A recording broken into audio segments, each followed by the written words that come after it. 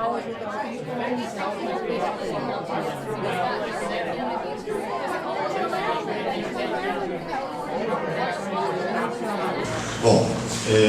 bom dia a todas as funcionárias e todos os funcionários do banco.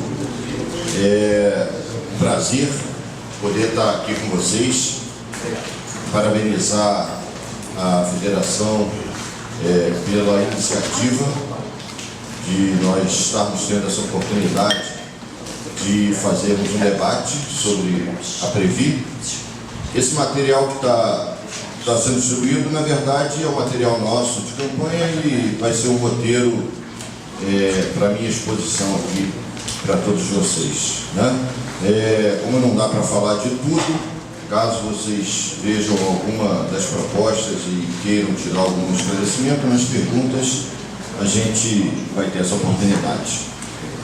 Eu quero dizer para vocês que, além de tudo, desse prazer de poder estar aqui, quero agradecer também a minha esposa, acordar um pouquinho mais tarde, tomar um café com a minha esposa e vir aqui, porque lá de casa até aqui eu tenho menos de 20 minutos, então foi ótimo, casou tudo, casou a agenda, foi ótimo. Eu estou aqui representando toda a chapa e a nossa candidata a diretora de planejamento, a Paula Couto, e eu vou falar um pouquinho dela também. Ela está em uma outra agenda. Eu peço a compreensão de vocês por conta do calendário que, de fato, ele está muito espremido e muito curto para a gente poder estar fazendo a campanha em todos os lugares. Então, nós nos dividimos, o Sérgio Redes esteve lá no Sul, a Paula esteve comigo na entrevista na Previ, vai estar na segunda-feira, lá na ANAB, e eu estou aqui à disposição de vocês para prestar todos os esclarecimentos do que eu souber. O que eu não souber, eu levo o dever para casa e depois passo para vocês.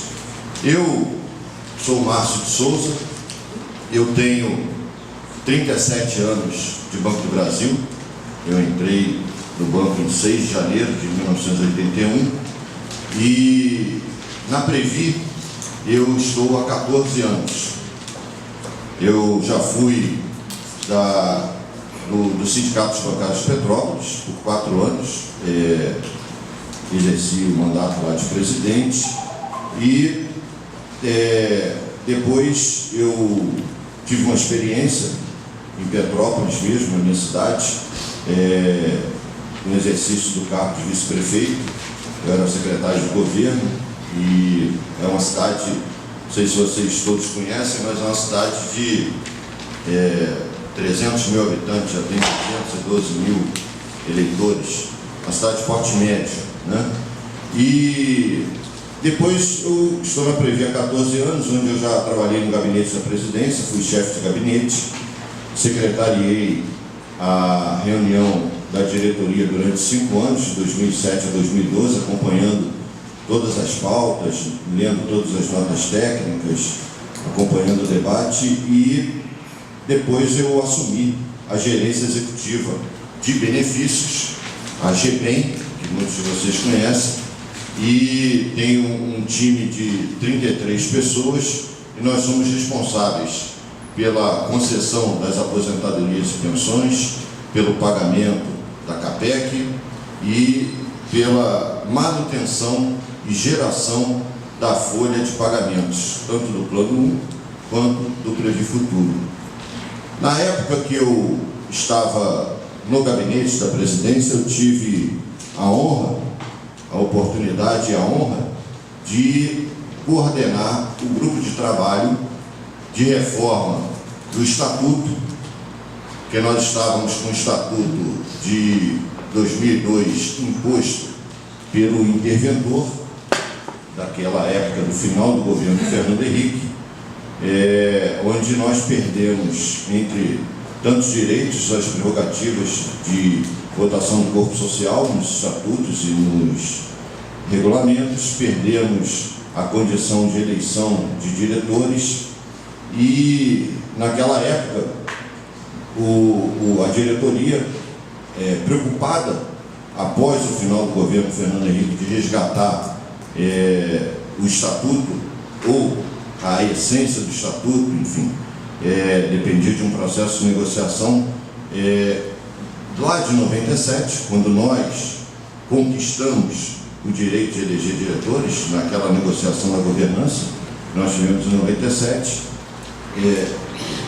me indicou, junto com outras pessoas, mas pediu que eu coordenasse, junto com o nosso jurídico, com a nossa equipe técnica, uma proposta para a reforma do estatuto, e nós utilizamos como base para o nosso trabalho justamente um trabalho feito e apresentado à época pela ANAB e um outro trabalho feito e apresentado pelas entidades sindicais. E nós construímos aquela proposta de estatuto, conseguimos trazer e aprovar a criação dos conselhos consultivos, que são instâncias importantes, inclusive para a formação. Eu fico muito satisfeito de ver uma série de colegas que estão disputando cargos nestas eleições e que passaram pelo Conselho Consultivo. E o Conselho Consultivo, o objetivo era ter uma instância onde os associados pudessem participar, opinar sobre os planos e dialogar, interagir de uma forma mais próxima com a governança da nossa entidade. E nós conseguimos resgatar também a eleição de diretores. Hoje estamos elegendo diretores, porque tivemos aquela mudança estatutária em 2006. Então nós conseguimos avanço. Não conseguimos o fim do voto de Minerva, porque na estrutura anterior nós tínhamos a maioria, que foi negociada em 97, a maioria no Conselho Deliberativo era dos associados. Eram 7 pessoas no Conselho, 4 eram dos associados e 3 eram dos sindicatos do banco, e a presidência do Conselho Deliberativo era nossa. Isso durou por 5 anos, até que houve a violência da intervenção na Previ. Mas não conseguimos resgatar as prerrogativas do corpo social. Então vocês vão ver no nosso material que nós mantemos, já passados aí 12 anos, essa bandeira, porque pode levar às vezes 1, 2, 3 décadas, mas nós somos persistentes. A gente acredita nas nossas ideias, nas nossas propostas, e nós não desistimos delas. Se entendemos que elas são corretas, nós vamos lutar por elas.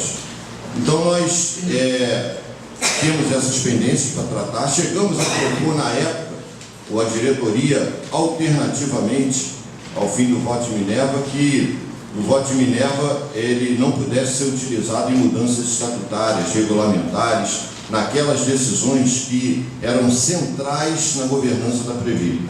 Infelizmente, o governo da época não teve sensibilidade, não atendeu às propostas que foram apresentadas e nós não conseguimos avançar. Conseguimos alguns pontos importantes que garantem a nossa governança e não conseguimos avançar em outros. Mas eu estou contando essa história para vocês para trazer para o momento presente.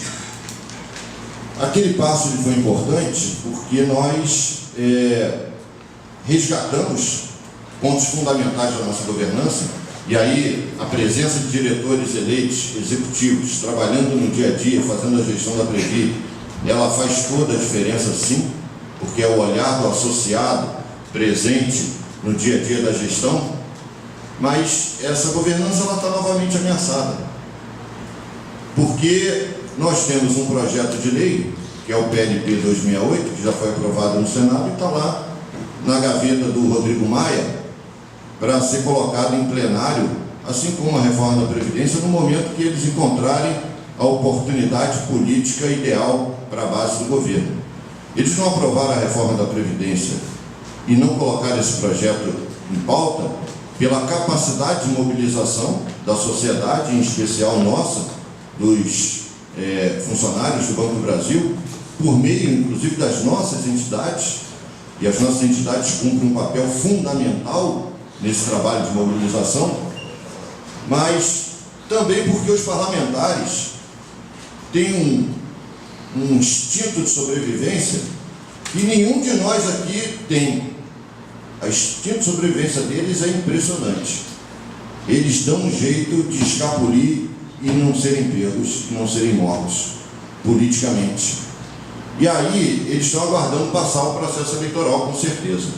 Daí a necessidade de nós, associadas e associados do Plano Único Previ Futuro, termos um compromisso muito claro e muito firme de fazer a defesa da nossa governança, da estrutura que nós construímos na Previ.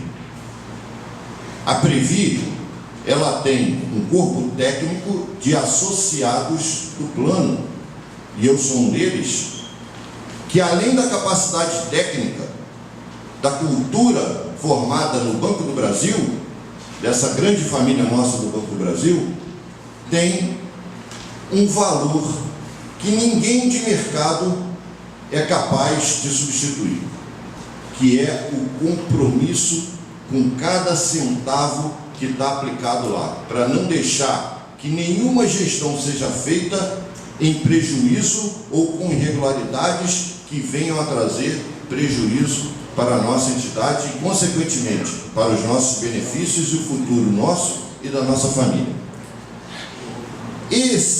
Essa estrutura é o fator chave de sucesso para nós, com orgulho, dizermos que a Previ tem passado ao largo das investigações sem que se aponte qualquer irregularidade contra qualquer dirigente ou conselheiro no presente ou no passado, principalmente depois da gestão compartilhada, onde nós tivemos a conquista de eleger diretores executivos, ou seja, do final de 97, a partir de 24 de dezembro de 97, as diretorias dos eleitos foram implantadas em 98, de lá para cá, nós temos uma história de sucesso. Tem investimentos que deram errado, muito pouco, a maioria absoluta deu certo, mas por conta dos riscos que envolvem o investimento. Mas por irregularidade, corrupção, mal feito, nós temos orgulho de dizer que a nossa entidade tem estado protegida, tem estado blindada, porque já passou por CPI na década de 90, passou por CPI na década de 2000, passou por CPI agora recentemente, já passou por várias investigações do Tribunal de Contas da União e nenhum deles encontrou qualquer mal feito. Pelo contrário, foram todos unânimes em elogiar a nossa governança. Agora, a Previ, sendo a primeira entidade onde os associados conseguiram eleger diretores, sendo uma das pouquíssimas, se não for a única entidade onde os seus associados é que gerem os seus recursos. Se ela dá tão certo de terceirização, uma reforma trabalhista que está precarizando as relações de trabalho, que está concentrando renda no nosso país, que está levando miséria para milhares de lares no nosso país. Achava que o problema era o governo passado e agora a gente tem uma resolução CGPA 23 nas nossas cabeças na CACI. Essa é a reflexão que nós temos que ter. Para mim, falar mal da Previ, escandalizar a Previ, que é uma gestão séria, é dar tiro no pé, é colocar nossa entidade como alvo daqueles que querem nos destruir, que querem colocar pessoas de mercado, que querem colocar pessoas do governo dentro do nosso fundo. E esse debate, e eu faço questão de pontuá-lo de uma forma central nessa apresentação, porque esse é o debate de fundo que está colocado nessas eleições.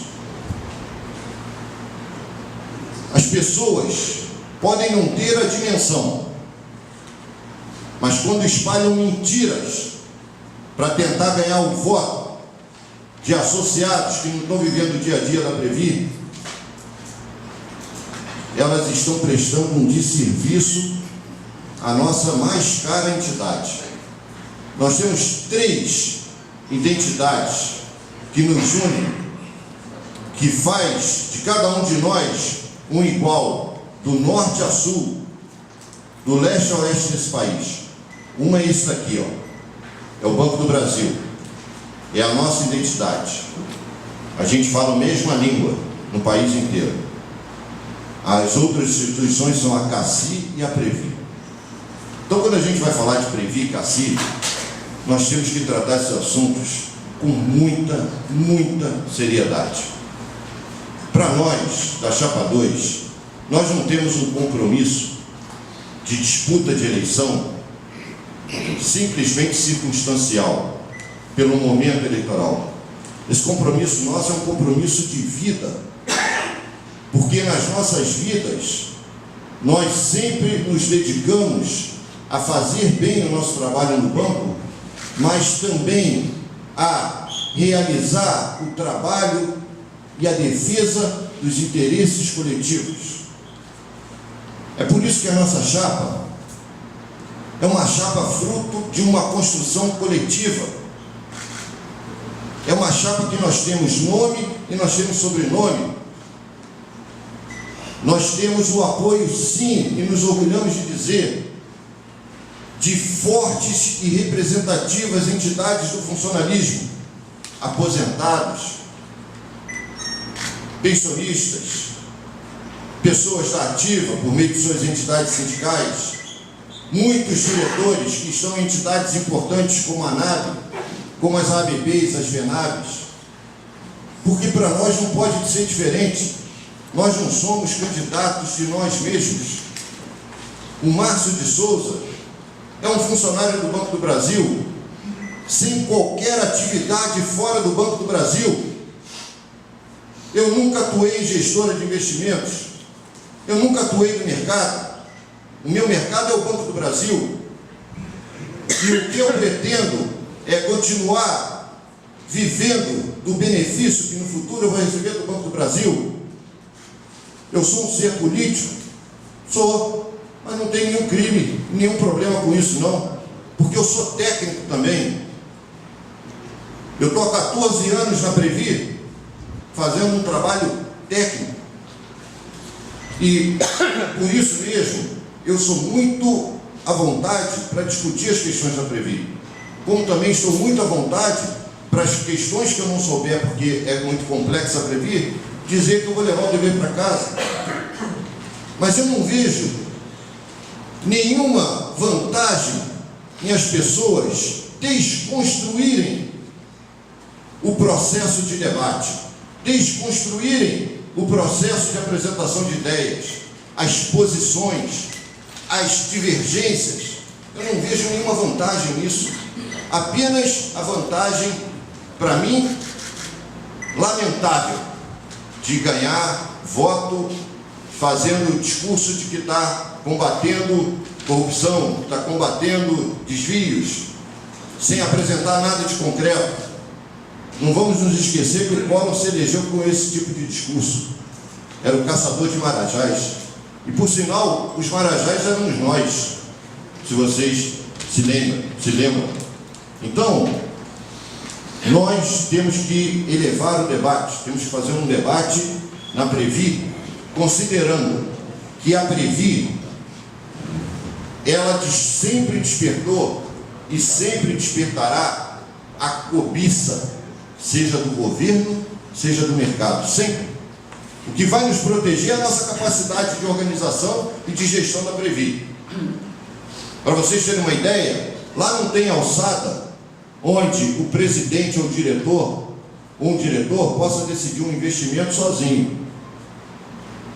Uma proposta de investimento, quando chega na Previ, tem que passar pelas áreas técnicas de diferentes diretorias, tem que ir para os comitês, tem que ser consubstanciada a proposta numa nota técnica, assinada pelos técnicos e pelos gestores, e tem que ir para a diretoria ou para o conselho de acordo com a alçada, porque não tem alçada monocrática, para ter uma decisão. Por isso que o Joesley, quando fez a delação premiada dele, disse que quando chegou lá na Previ não conseguiu emplacar o FIP dele, como ele emplacou em outros fundos. Porque tem fundo aí que a decisão é monocrática, não tem participação dos associados, a gestão é terceirizada. O que nós temos na Previ é gestão pelos próprios funcionários e com a BBDTVM, que também são funcionários. A gestão terceirizada é muito pequena. E nesses fundos, a gestão, via de regra, é terceirizada, feita por pessoas de mercado. Então, pessoal, vou entrar nas questões do Plano 1 e do Previ Futuro, e aqui é o tempo, mas quero dizer para vocês o seguinte, que a Previ, ela não foi um presente do banco, nem foi uma dádiva do governo. O governo criou a Previdência Oficial 30 anos depois da Previ. A Previ, ela vai completar agora 114 anos na segunda-feira. Ela foi fruto da iniciativa de funcionários do Banco do Brasil, que nos antecederam, que foram visionários para construir a Caixa de Montepio. Mas eles não construíram só para eles, não. Eles construíram para todos eles, suas famílias, e visando o bem-estar de todos os funcionários. O Banco do Brasil já tinha mais que 52 funcionários em 1904.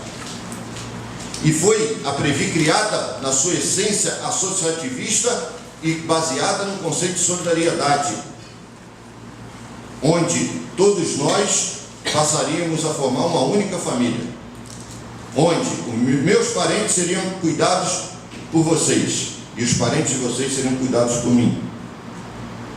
E é isso que nesse mundo de hoje procura se quebrar, porque hoje não se trata de cuidar da individualidade, mas apenas do individualismo. O individualismo leva ao discurso de independência. Eu não sou ligado a ninguém. Despreza as entidades, despreza a construção coletiva. Só que é o seguinte, e aí nós temos que olhar para todas as chapas. Quem é candidato de si mesmo tem força para estar na mesa levando o interesse do associado e defendendo os nossos direitos? Ou não está podendo mostrar os verdadeiros patrocínios que tem? Eu não me iludo. Num fundo que é o maior fundo da América Latina, que tem mais de 180 bilhões, agentes do governo, do mercado, não estão assistindo olimpicamente e respeitosamente os associados exercerem a sua democracia. Fica na consciência e na cabeça de cada um de nós tomar a decisão e analisar, porque nada vai aparecer na frente de cada um de nós com esse espírito ou demonstrando isso. Nada, nada. Vocês têm que olhar, todos nós, eu também que sou eleitor, a história de cada um, tem que olhar a experiência, a capacidade técnica, tem que olhar o que não está escrito e tem que olhar os apoios, porque isso define muito de quem, qual diretriz será dada na gestão. Nós temos vários desafios, além da questão da governança, que é tratar no Plano 1 de melhorias no plano. A gente tem que fazer e são inadiáveis. Nós queremos que o pessoal que está nativo, os 11 mil, que eles possam sacar o saldo individual do BET para pagar empréstimos e financiamentos. Tivemos um parecer contrário da Previc, mas não desistimos da possibilidade. A Previc deu um parecer contrário para usar para contribuições, mas nós queremos usar para pagar empréstimo e financiamento que vai melhorar a qualidade de vida das pessoas. Temos que resolver, e aí tem que bater na porta lá do governo, porque os executivos do banco, se depender deles, vai continuar mais 7, 8 anos sem resolver, só quando todo mundo do Plano 1 estiver aposentado é que vai resolver, que é a questão do teto. O regulamento tem que ser aprovado, ele está para análise no governo. Nós temos que ser voz ativas para cobrar a tramitação do processo, para tirar o processo das gavetas e fazer ele chegar até a publicação da portaria pela Previc. Nós temos que cobrar do banco a responsabilidade dele com a integralização do passivo judicial que ele criou. Se o banco respeitasse o contrato de trabalho, as pessoas contribuiriam normalmente no plano, passaria a incluir o salário de participação no cálculo normal do benefício, teria contribuição no tempo para ser capturada pela rentabilidade. Mas não foi isso que aconteceu. Então a responsabilidade é do banco. E nós temos que cobrar isso claramente do banco. Nós tivemos uma estratégia correta de investir na renda variável, de buscarmos as maiores e mais sólidas empresas do país. Participamos dos acordos de acionistas, ficamos com as nossas ações vinculadas a esses acordos. Isso nos permitiu, foi em grande parte, ajudou, tem outros fatores, mas isso ajudou a formar os superávites, a distribuir benefícios. Mas esse ciclo se esgotou e a gente agora tem que construir uma nova carteira. E como é que nós vamos construir uma nova carteira? O mercado de títulos públicos da renda fixa pagando juros abaixo do atuarial. Eu já vi muitas pessoas falando: vamos reduzir a taxa atuarial para se adequar ao mercado. Nós, da Chapa 2, achamos importante reduzir taxa atuarial, revisar a tábua de mortalidade. Tudo isso protege o plano. São medidas técnicas que estão ao nosso alcance e, se tiver recursos, devemos procurar fazer. Mas isso não resolve o problema da rentabilidade que a gente tem que buscar. Se a gente não consegue a rentabilidade, a gente vai simplesmente baixar a taxa de juros atuarial para continuar em 4,8, 4,7 de juros, deixar o gestor lá da área de investimentos à vontade, com uma meta menor. Nós discordamos disso. Nós entendemos que nós temos que buscar as oportunidades que estão no mercado sem demonizar nenhum segmento de investimentos, nenhum. Tem gente que fala assim: vamos jogar tudo em renda fixa, baixa a taxa de juros atuarial. Está errado. Nós temos que olhar para todos os segmentos, inclusive renda variável, claro que num patamar menor, mas nós temos que olhar para essas empresas. Essas empresas, tem empresas aí que a gente pode desconcentrar a nossa carteira, diversificar, buscar as empresas que têm forte governança, que têm uma política de integridade socioambiental internalizada em seus processos, buscar empresas que sejam boas pagadoras de dividendos e tenham liquidez, porque no plano 1, além de R$1 bilhão que a gente paga todo mês de benefícios, essa folha ainda vai crescer e vai chegar a 18 bilhões ao ano em 2035. Então nós precisamos, além da rentabilidade pelos próximos 50, 60 anos, nós precisamos, para garantir a liquidez do plano, de recursos entrando. E nós temos que, e nós temos que incentivar, temos que ser protagonistas dos setores que precisam ser desenvolvidos, Isa. A renda fixa de crédito privado tem boas, excelentes oportunidades, mas é um mercado pequeno. Os investimentos estruturados, que foram também demonizados e apresentaram muitos problemas, nós inclusive estamos com problemas para resolver nessa área, eles precisam ter a participação ativa da Previ, como uma indutora de comportamento, para a gente poder melhorar a legislação, melhorar a governança desses fundos, para impedir que maus gestores se apropriem desses recursos para fazer o mal feito. Mas nós não podemos deixar de investir nessas áreas, porque a gente investe em novas áreas da economia, num primeiro momento integraliza um recurso, tem uma curva de rentabilidade descendente, mas depois ela é ascendente, muito acima do nosso atuarial, é o que a gente chama da curva J, tecnicamente. Então nós não podemos simplesmente, porque foi demonizado, se encontrou uma série de irregularidades, dizer o mais fácil, eu não invisto mais nessa área, porque os nossos bilhões de reais precisam estar alocados em vários segmentos para distribuir o risco, para poder nos garantir a rentabilidade. E na renda fixa, títulos públicos, nós temos que olhar as oportunidades. Está pagando 4,8, mas dependendo das necessidades do governo, a curva se alonga. Eu estava conversando com o pessoal da Previ, que é um pessoal extremamente capacitado. Para vocês terem uma ideia, nós compramos agora recentemente títulos públicos, pagando taxa de 5,32, acima do nosso atuarial de 5, com vencimentos longos, para poder casar com o nosso passivo, com os nossos compromissos.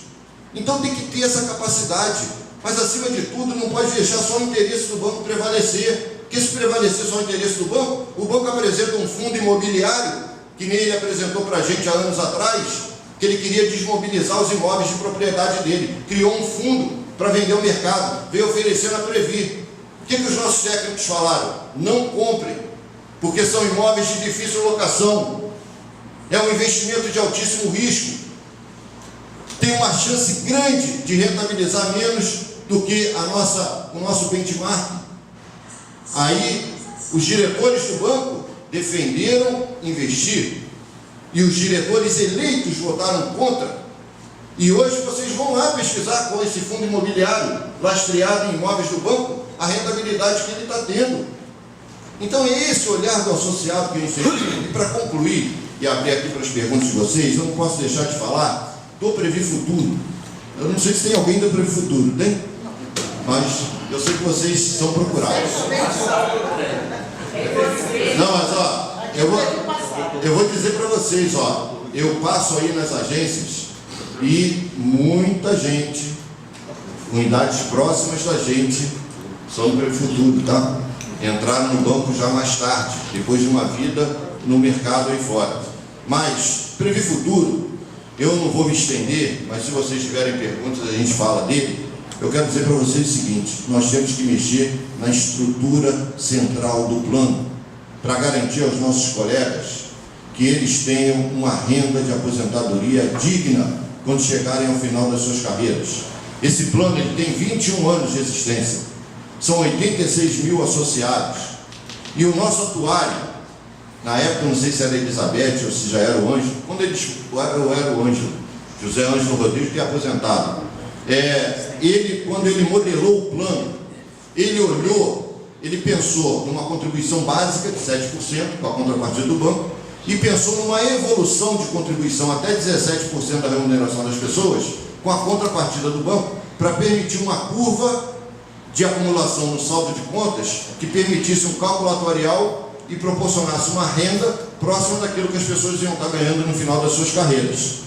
Só que ele, quando fez o plano, foi em 97. A estrutura de cargos e salários do banco em 97 era uma estrutura que privilegiava o crescimento vegetativo. De 3 em 3 anos, as pessoas, todos nós, tínhamos 12% de aumento real, independente do que o sindicato negociava na mesa ou do que tinha de reposição da inflação. E a partir do E9 até o E12, naquela época, eu já saí do BMS, mas era o E, do E9 ao E12 crescia 16%. E essa variável, ela está dentro dessa fórmula. A estrutura de cargos do banco mudou completamente, de 98 para cá. E o que acontece é que os nossos colegas não conseguem evoluir na pontuação na mesma medida que eles evoluem na carreira. De 86 mil pessoas associadas, só 38 mil conseguem contribuir, além dos 7%. E desses 38 mil, 80% deles não conseguem chegar a 5% de uma tabela adicional que vai a 10%.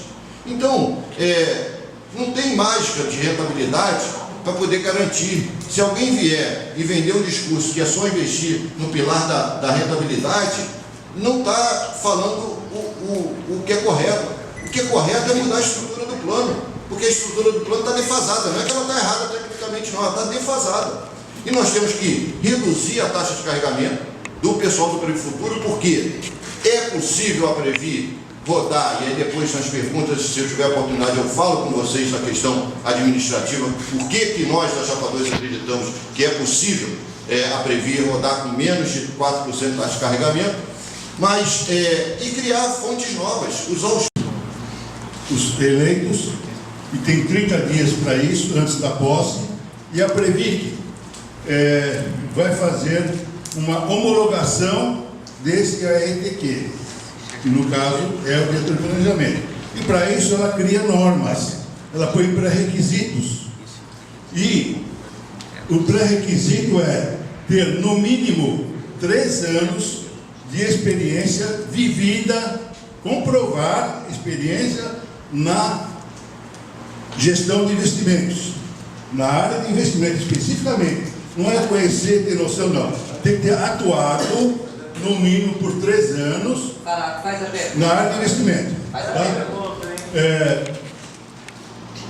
Eu pergunto, vendo o currículo da candidata Paula Augusto, com todo o respeito, eu não vi nenhuma atuação que ela tenha tido em área diretamente envolvida na área de investimentos.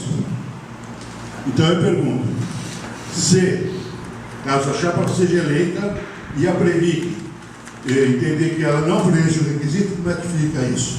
Tá. Eu vou responder ou vai? Ô Isa, não, pode responder. Ô Isa, por que não pega as perguntas e ele responde que eu pode confundir? Você prefere como? Tanto faz. Se vocês escolherem que for melhor para vocês. Tá, então vamos fazer o seguinte: bloco de 2, tá? Rui Brito agora.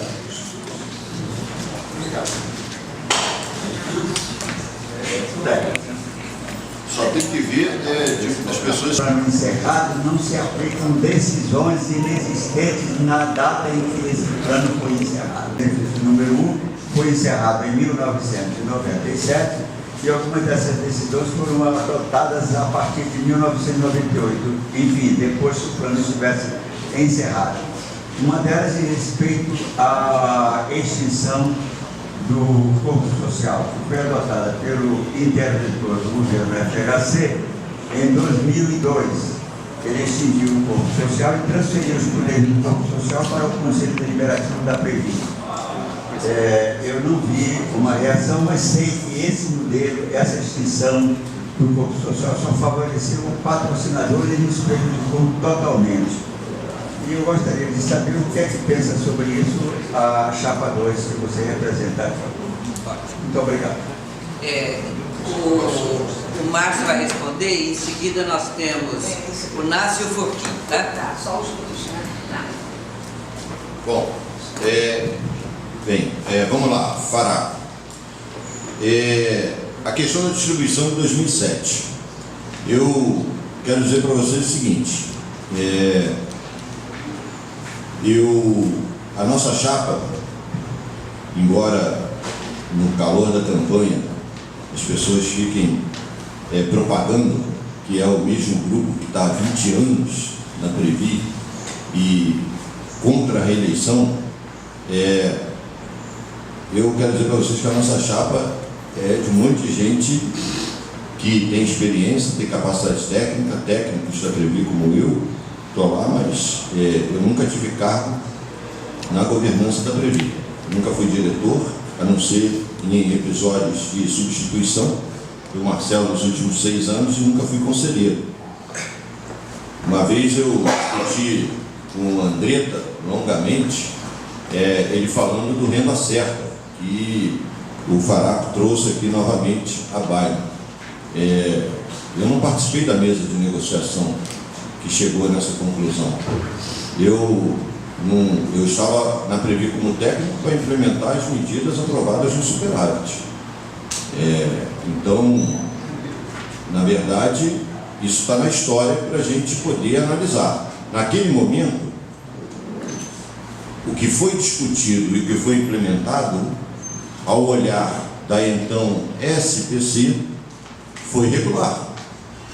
Porque se não tivesse sido regular, e a verdade, as interpretações têm para todos os lados.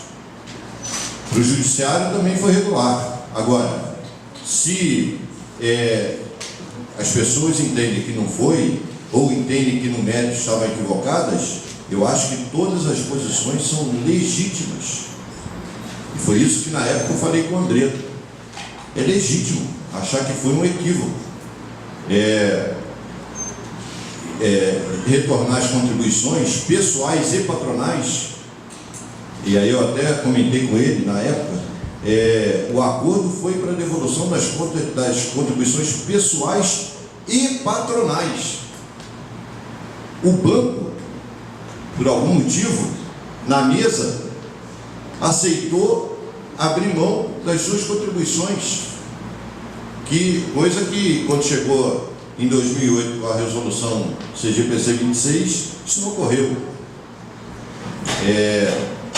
Então, naquele momento, aos olhos de quem cuidava da regulação e da fiscalização, foi correto de fazer. Hoje já não seria mais possível fazer com o regramento que nós temos atualmente. Mas, uma questão que a gente não pode deixar de considerar é que a estrutura do plano, diante da conjuntura que nós tivemos, e aí eu não estou falando do renda certa, mas estou falando do benefício de proporcionalidade e do benefício de remuneração. Diante da conjuntura que se estabeleceu no país, pós-98, até o período da discussão do superávit, é inegável para todos nós que, abatidos os aposentados daquele período, por uma política de reajuste zero do patrocinador, por um descolamento do indexador da parcela Previ, que era reajustada pelo IGPDI, contra um reajuste do INSS, que era pelo IPCA, as pessoas tiveram uma redução, tanto que o benefício médio concedido pela Previ caiu demais em relação ao benefício médio do conjunto dos associados. E aí o que eu entendi da lógica de quem estava na mesa de negociação, e eu não estava na mesa de negociação, mas eu entendo a lógica que levou as pessoas na mesa de negociação a criar benefícios de proporcionalidade, que consistia em tratar a parcela prevista no cálculo do benefício também de forma proporcional ao período de filiação que a pessoa tinha, porque até esse benefício de proporcionalidade as pessoas se aposentavam 26, 30 avos. Aí na hora de abater a parcela Previ, ela era 30 avos, ela era cheia. Então eu entendo a lógica de transformá-la em proporcionalidade para que as pessoas pudessem ter um benefício mais correto, mais justo. Se é proporcional no salário de participação, que seja proporcional também na parcela Previ. E o benefício de remuneração, que ampliou de 75% para 90% a base sobre a qual as contribuições passaram a ser feitas e, consequentemente, também a base para a formação do salário real de benefício. Então eu entendi a lógica, que era diminuir, e não diminuiu por completo, a diferença que se criou entre os benefícios anteriores, que ainda foram, além de tudo, vou dizer beneficiados, mas foram elevados pela variação do IGPDI no período de 99 até 2005,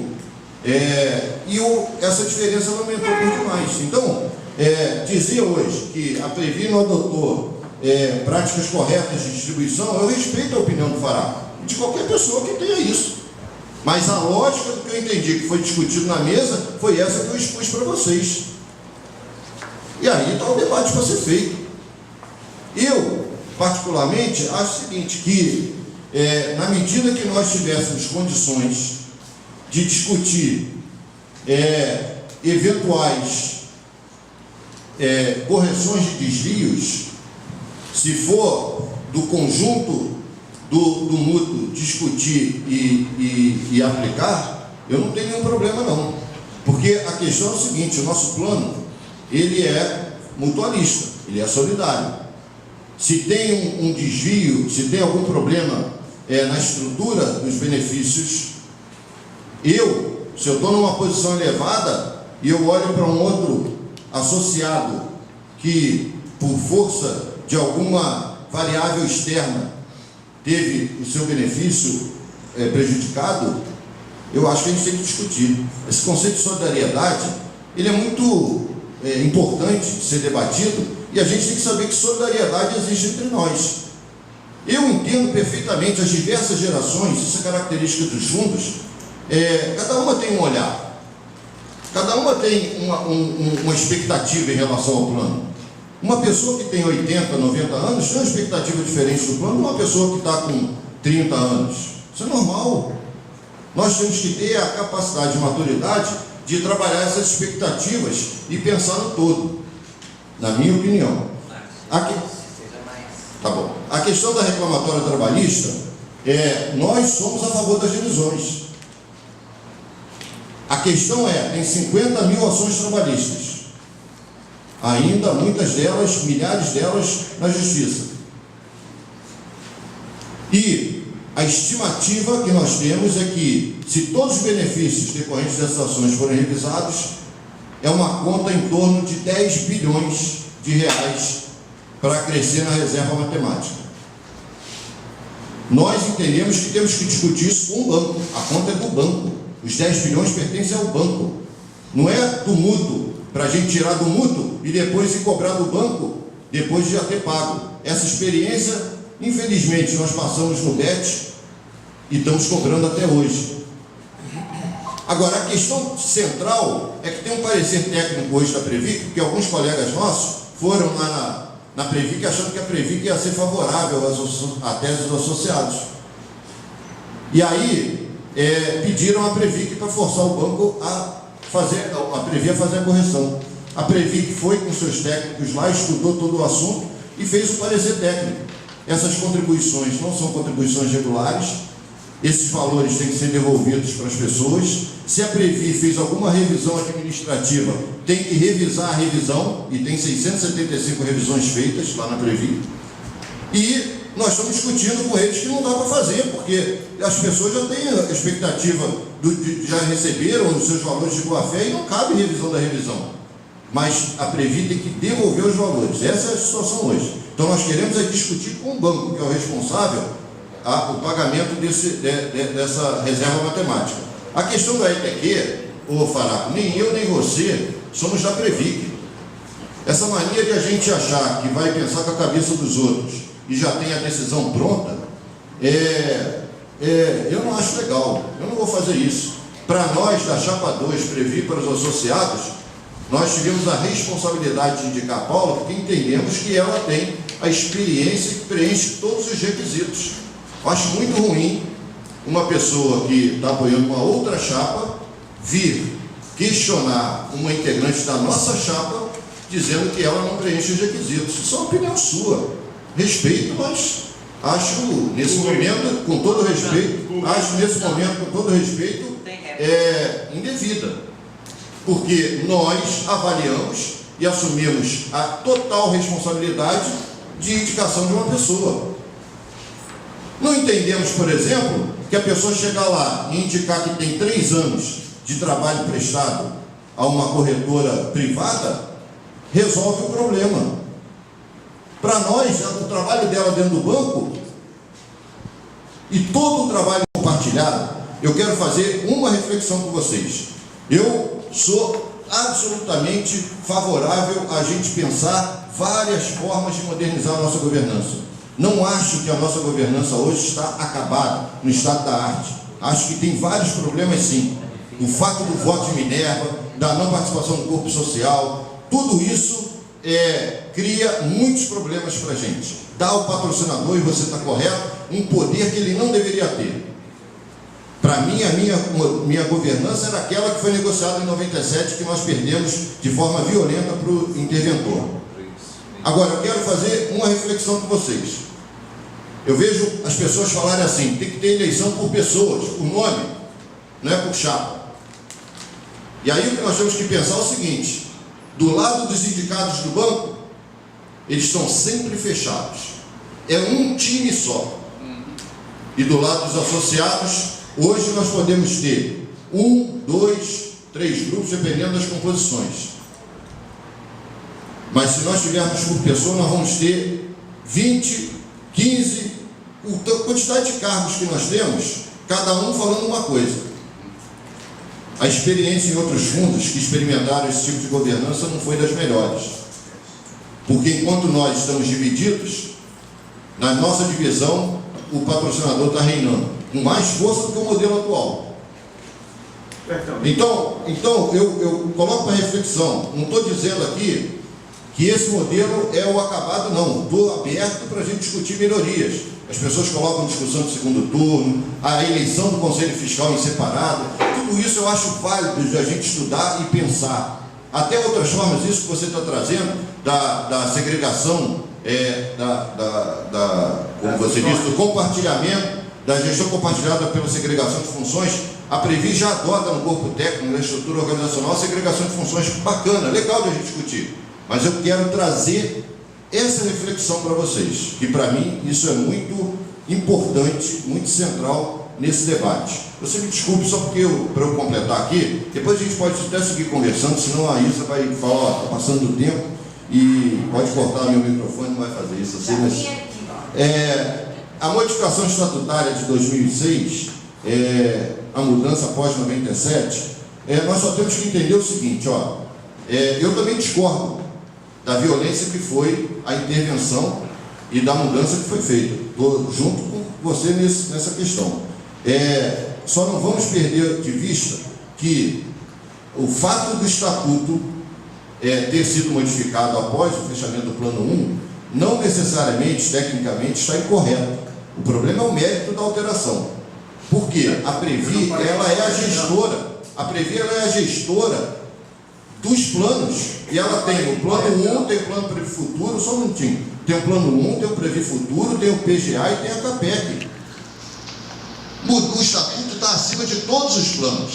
A gente pode discutir alguma alteração regulamentar que afete o direito de quem estava até 97, ou quem se aposentou, enfim, mas não propriamente ou tecnicamente discutir uma mudança do Estatuto, que eu discordo. Para mim, a mudança foi feita de forma impositiva, arrogante, contra os nossos interesses, tanto é que na nossa chapa nós estamos com as propostas de resgatar as prerrogativas do corpo social e o fim do voto de Minerva. Você permite apenas uma pequena observação? Eu não toquei nesse ponto. Eu mencionei que há um princípio de direito pelo qual não se aplica a um plano encerrado, que era de estabelecer a gestão paritária na Previ e diminuir a nossa representação no Conselho Deliberativo, que era de 4-3, nós tínhamos 4 representantes e o patrocinador só tinha 3. E a lei número 108 estabeleceu a paridade, ou seja, 3-3, e determinou que os planos de benefícios se ajustassem no prazo de 2 anos. E a diretoria da Previ não providenciou essa modificação simples, que era estabelecer a paridade. Então a intervenção foi feita apenas para isso. E o interventor abusivamente extinguiu o corpo social e tomou outras medidas que ele não poderia ter adotado. Todas essas decisões foram ilegais e não houve uma reação de nossa parte. Rui, eu concordo com você. Veja, eu não sou contra o que você está dizendo. O que o interventor fez foi uma violência. Ele foi além do mandato que ele tinha recebido. Mas o que eu quero dizer é o seguinte: nós sofremos uma intervenção do diretor fiscal para implantar a paridade, porque os diretores e conselheiros da Previ resistiram à emenda 20. Nós sofremos uma intervenção em 2002, porque os diretores e conselheiros resistiram à Lei Complementar 108. E corretamente fizeram isso, porque historicamente se exigia exatamente essa postura deles. Tiveram a coragem de fazer isso, ficaram com seus bens indisponíveis por causa disso. Essa história, gente, é que eu entendo que é muito importante de ser contada. Onde está contada a história da Previ? Nós temos esse compromisso, a nossa geração, porque isso é uma história muito rica de luta dos trabalhadores e das trabalhadoras. Eu não discordo do que o Rui está dizendo. Ele está dizendo uma questão que é correta.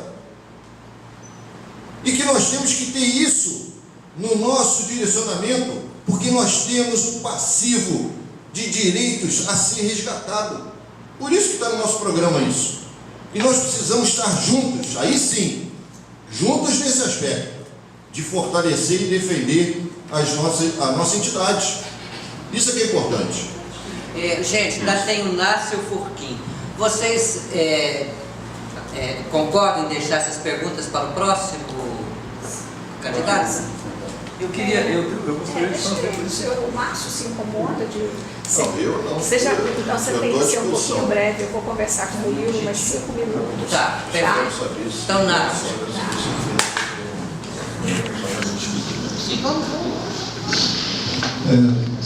Eu gostaria de perguntar o que os integrantes da Chapa 2 pensam a respeito da nomeação de diretores e conselheiros eleitos, que são nossos representantes, como representantes da Previ em suas participadas logo após serem eleitos. Eticamente isso é razoável?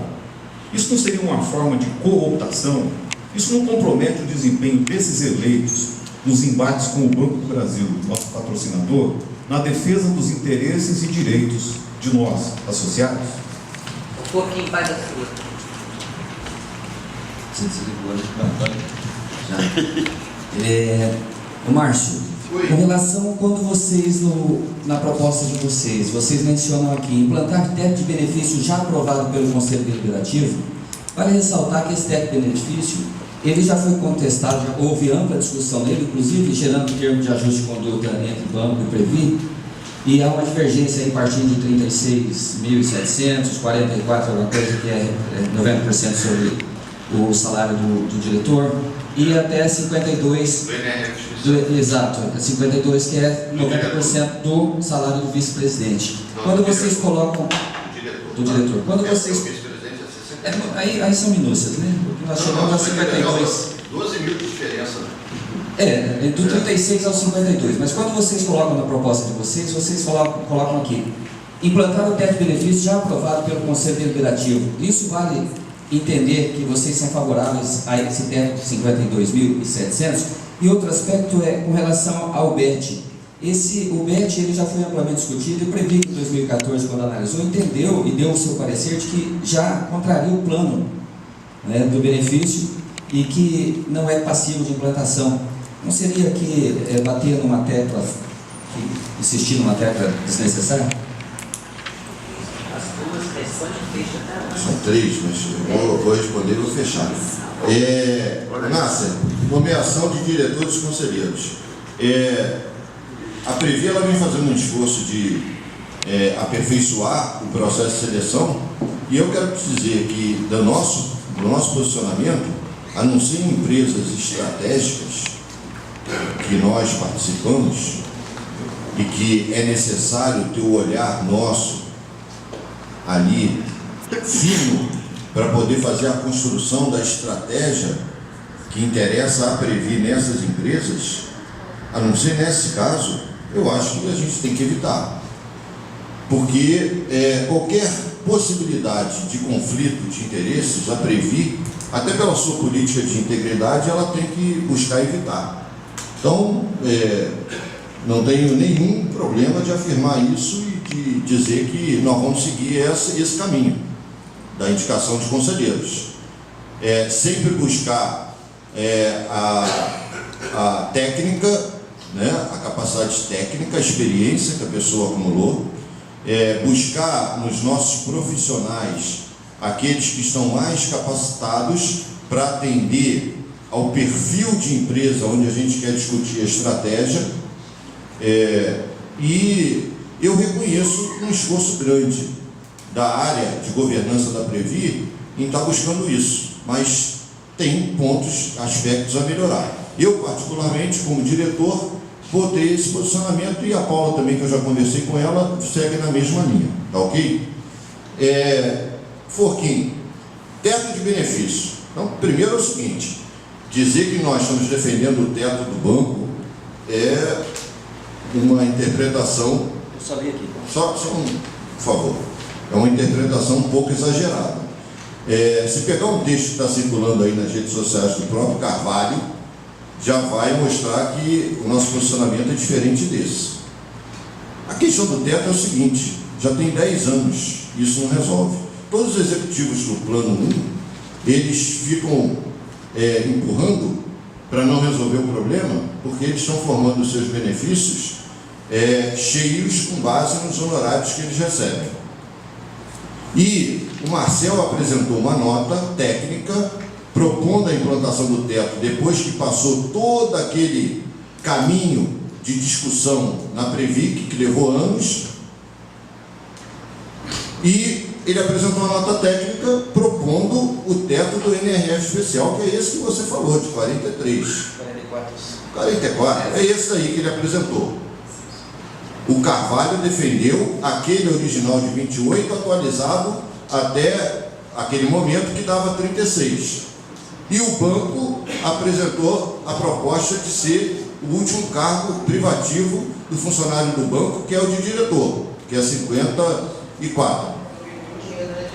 Foi na diretoria, os representantes do banco votaram naquela posição, uma parte dos eleitos votou com essa de 28 atualizada até 36, e o outro, a do Marcel votou na proposta dele. Foi para o Conselho Deliberativo.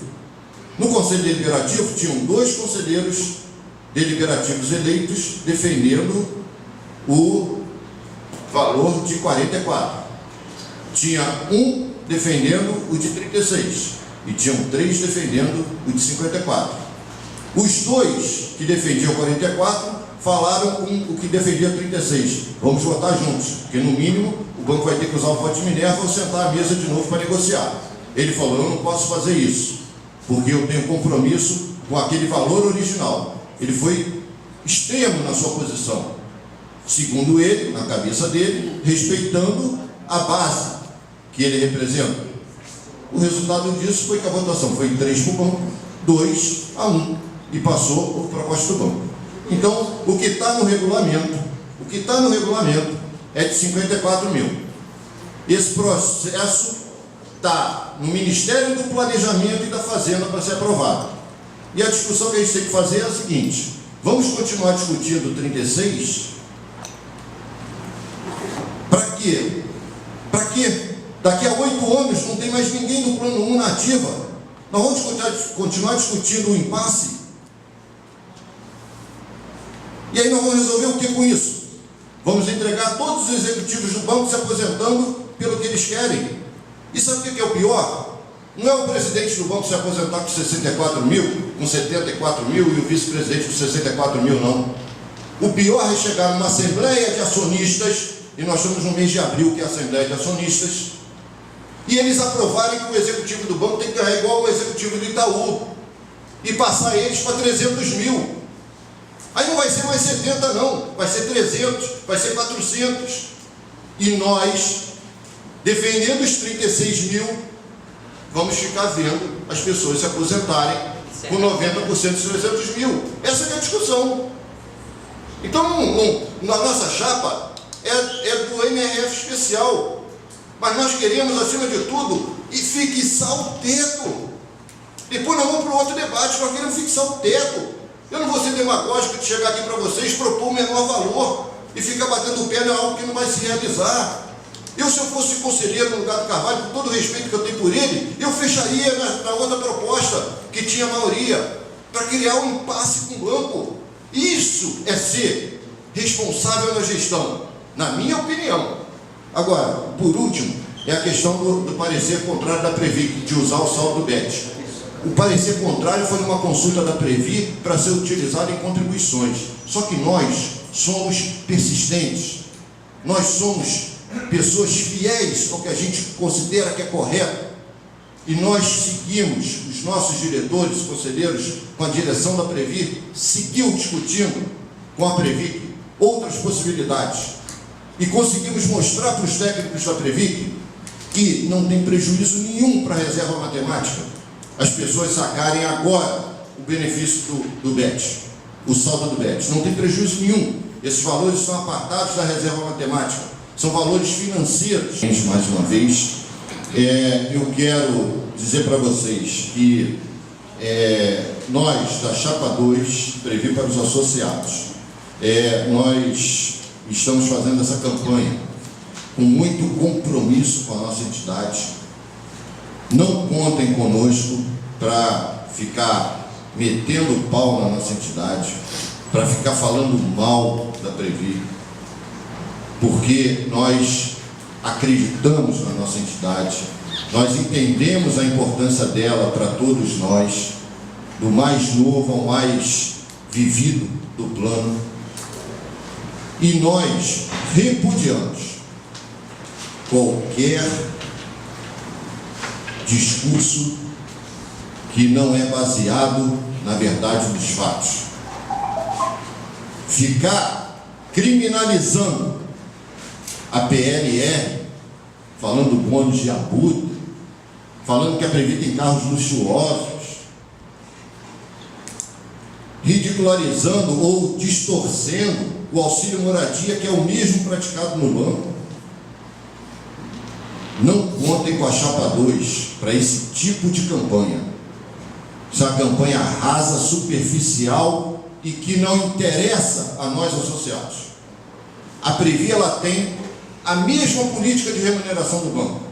Um gerente executivo, que sou eu, ganha o mesmo que um gerente executivo do banco. Só que no banco tem PAET, que é um programa de desligamento de executivos, e na Previ não tem. O diretor da Previ ganha igual ao diretor do banco. O presidente da Previ ganha igual ao vice-presidente do banco. Só que na Previ não tem bônus.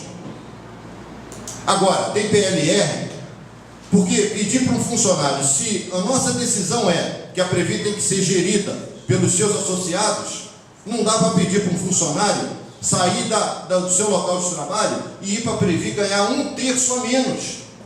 Porque a PLR hoje, pessoal, representa 1/3 da nossa remuneração.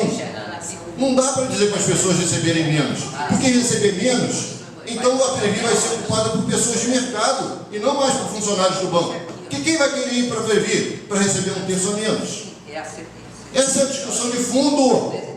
Não é pegar uma questão séria e botar um rótulo depreciativo para ficar vendendo discurso fácil.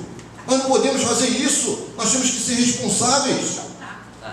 A Previ não tem um carro, não tem um motorista. Ela tinha uma cooperativa contratada e a diretoria, e eu não participo da diretoria, decidiu encerrar esse serviço e os diretores usarem aplicativo móvel.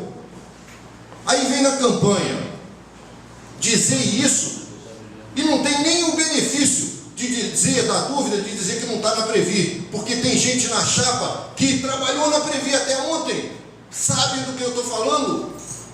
Isso não é justo com as pessoas, pessoal. Isso não é justo com a gente. Então eu peço a vocês que vocês avaliem com muita firmeza e discernimento esse momento que a gente está vivendo.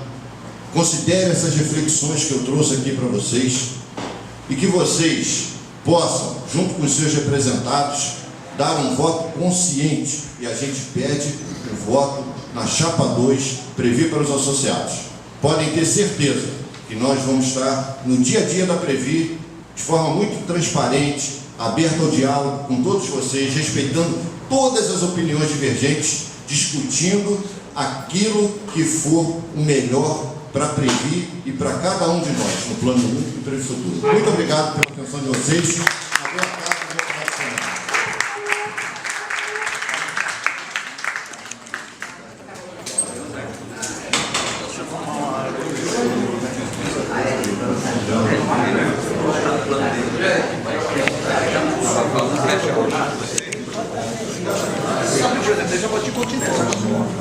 Da gravação?